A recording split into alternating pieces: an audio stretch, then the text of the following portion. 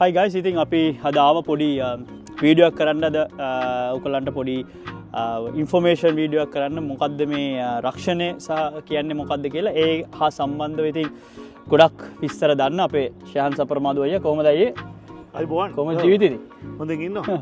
ඉතින් අයියා ඉතින් කියන්න මොකද මේ දැන් ගොඩක් කට්ටිය දැන් මෙහෙට ස්ටුඩන්ට්ස්ලා එනවා ඒගොල්ලන් ෆැමිලිස් පිටින් එන්නේ.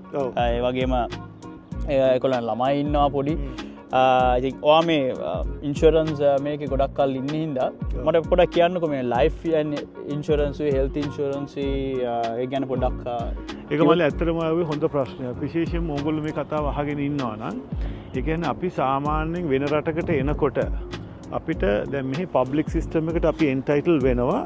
අපිට අවුරුදු 2ක වර්ක් වීසා තියෙනවා නම් ඊට වැඩිය තියෙනවා. එතකොට විශේෂයෙන් මතක තියාගන්න ඕගොල්ලන් එනකොට ඕගොල්ලෝ ස්ටුඩන්ට් කෙනෙක් හැටියට එනකොට ඕගොල්ලන් ගොඩක් වෙලාට ඉගෙන ගන්න පීරියඩ් එක ගොඩක් වෙලාට මේගොල්ලෝ ප්ලෑන් කරලා තියෙන අවුරුදු 2කට වැඩිය අඩු කාලයක්. එතකොට එහෙම වෙනකොට ඕගොල්ලන්ට මෙහි සෞඛ්‍ය සිස්ටම් එකට ඕගොල්ලන්ට ෆ්‍රී එන්ටයිටල් නැහැ. අන්න ඒ වෙලාවට තමයි අපි වෙනම ඉන්ෂුරන්ස් එකක් ගන්න ඕනේ. ට්‍රැවල් ඉන්ෂුරන්ස් එකක් වගේ එකක් ගන්න ඕනේ. ඒකට ඒකෙන් වෙන්නේ ට්‍රැවල් කියලා කිව්වට පටල ගන්න එපා. ඒකේ ප්‍රධාන බලාපොරොත්තුව මෙඩිකලි ඕගොල්ලන්ව ප්‍රොටෙක්ට් කරන එක. එතකොට ඉගෙන ගන්න ළමයා ස්ටුඩන්ට් කවුරු හරි ඉන්නවා නම් එයාට යුනිවර්සිටි එකක් දෙනවා. හැබැයි ඉතින් අපි කලබලයට මල්ලි අනිත් ටික අපි කරගන්නේ මේට ආවට පස්සේ ශාන මොකද කරන්න කියලා අහනවා. මල්ලි දැන් ආවට පස්සේ පොඩි ප්‍රශ්නයක් තියෙනවා. හැබැයි මං දන්න මල්ලි කෙනෙක් ඉන්නවා ශමල් කියලා. අපි එයාගෙන් තියෙන කතන්දරය කියලා කිව්වා. ඉතින් ශමල් කියන්නේ කවුද මෙයා? ඉතින් එයාගේ කතන්දරය මේ පැත්තෙන් කිව්වොත් මල්ලි එයාගේ ස්ටුඩන්ට්ස්ලාට ඩිපෙන්ඩන්ට් ඉන්ෂුරන්ස් වීසා ඉන්න කෙනාට කොහොමද ඒක කාව වෙන්නේ? ඩිපෙන්ඩන්ට් ඉන්ෂුරන්ස් කියන්නේ ශානේ ගොඩක් වෙලාවට දැන් එන ෆැමිලිස් වලට මම දැන් සාමාන්‍ය අවුරුද්දකට වඩා ගොඩක් කට්ටියට හම්බෙන්නේ නැහැ ස්ටුඩන්ට්ස්ලාට. ඒතකොට ඒගොල්ලන්ට තමයි මේ ඩිපෙන්ඩන්ට් ඉන්ෂුරන්ස් එකක් තියෙන්නේ.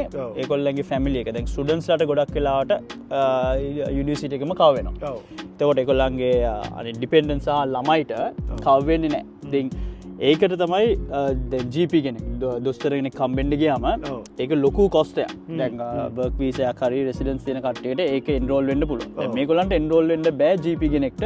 මොකද ඒගොල්ලන්ගේ වීසා කැටගරි යට. ඉතින් ඒකට තමයි ඩිපෙන්ඩන්ට් ඉන්ෂුරන්ස් එක තියෙන්නේ. එතකොට ඒගොල්ලන්ගේ ඒ GP යන ගාන ඒ ඔක්කොම කව කරන්න පුළුවන්. සහ ෆාර්ම ඩිස්ක්‍රයිබ් කරපු ෆාර්ම ප්‍රස්ක්‍රිප්ෂන් එක ෆාමසි එකේ ඔක්කොම කව කරගන්න පුළුවන්. සහ හොස්පිටලයිස් වෙන ඉතින් ඒ වගේ ගොඩක් දේවල් කව කරගන්න පුළුවන්. ඉතින් ඒක අනිවාර්යයෙන් මතක තියාගන්න. ඇත්තටම ඒ කියන්නේ මම බොහෝම පැහැදිලිව බොහෝම අවංකව කියන්නේ ඕගොල්ලෝ ඉතුරු කරන සල්ලි ටිකෙන් ඕගොල්ලන්ට ලොකු දෙයක් කරගන්න බෑ. හැබැයි ඉන්ෂුරන්ස් එකක් නැතුව ඉඳලා අමාරුවේ වැටුණු සමහරට ලොකු බිල් මම හැම වෙලේම කියන්නේ මල්ලි ඩොලර් 500,000ක් කියන එක ලොකු ගාණක් 25000ක විතර බිලක් එනකම්. ඔව් එහෙම ශාන්නටත් ඇති එක්සාම්පල්ස් මටත් ඇති. එහෙම ඇවිල්ලා ෆැමිලිස් ඇවිල්ලා අමාරුවේ වැටිච්ච ඇම්බියුලන්ස් වල ගිහිල්ලා ඇම්බියුලන්ස් එකේ ඉඳන් හොස්පිටල් එක ගිහිල්ලා ඒ හැම වේදාවම ඒගොල්ලන් දරන්න ඕනේ. ඩොක්ටර් ගානේ ඉඳන් මොකද සාමාන්‍යයෙන් අපි ඩොලර් 50ක් නම් ගෙවන්නේ ස්ටුඩන්ට් කෙනෙක්ට සාමාන්‍ය මිනිමම් 150ක් 200 වෙන්නත් පුළුවන් විසිට් එකකට ඩොක්ටර් කෙනෙක්.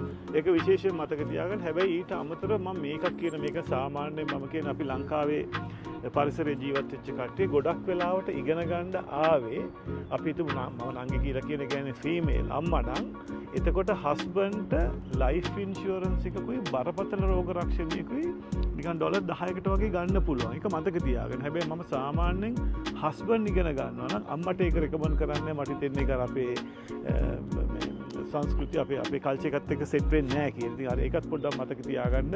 එක්සැම්පල්ස් තියෙනවා. අර එක්සැම්පල්ස් වැඩි කියන්න ගියාම නිකන් බය වෙන සීන් එකක් තියෙනවා. එහෙම දේවල් වෙලා තියෙනවා. ඒකින්ද කොහොම හරි ඉන්ෂුරන්ස් එකක් ගන්න එක හැම වෙලෙම අවශ්‍යතාවයක් තියෙනවා. හැබැයි නවසීලන්තේ මෙහෙම එකකුත් තියෙනවා. ACC කියලා එකක් තියෙන. ඒක කියන ඇක්සිඩන්ට් කොම්පෙන්සේෂන් කෝපරේෂන්. ඕගොල්ලෝ මෙහි ඉන්නකොට ස්ටුඩන්ට් වීසාද විසිටර් වීසාද කියලා අදාළ නැහැ. වාට ඇක්සිඩන්ට් එකක් වුණොත් ඒ හා සම්බන්ධ වියහියදන් ඔක්කොම ACC එකෙන් කවර් කරනවා. මම හිතන්නේ අපිට ඕන ප්‍රධාන දේවල් ටික කව වුණා නේද? ඔව් ඒක තමයි. ඇක්චුලි ACC එක ගැන කිව්වොත් ඒක ස්ටුඩන්ට්ස්ලටත් කව වෙනවද? කව වෙනවා. ස්ටුඩන්ට්ස්ලටත් කව වෙනවා, විසිටර්ස්ලටත් කව වෙනවා. උඹලගේ අම්මා තාත්තා මෙහි ඇවිල්ලා වුණත් ඒක කව වෙනවා. ඒකලන්ට ඉන්ෂුරන්ස් එක තිබුණ නැතත් කව වෙනවා. ඒක ACC ගොඩක් කට්ටියට මිස් වෙනවා, ගොඩක් කට්ටිය දන්නේ නැහැ ඇත්තටම. ඒක නවසීලන්තේ තියෙන ලොකු වාසියක්.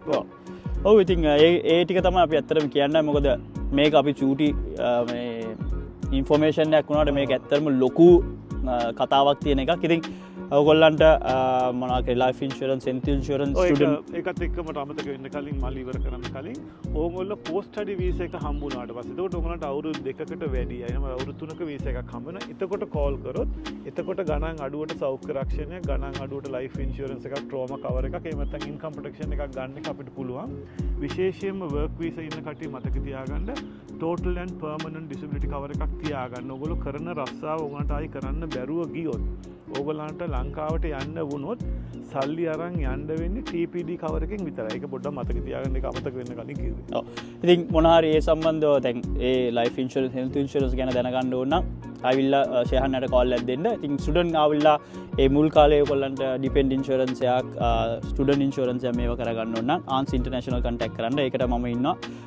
ඒකට ඔයගොල්ලන්ට උදව් කරන්න. ඉතින් ෂයන් අයියේ thank you මේ ඉන්ෆර්මේෂන් වලට අපි හිතනවා මේ ඔක්කොම ඔයගොල්ලන්ට වැදගත් වෙයි කියලා. thank you ෂයන්.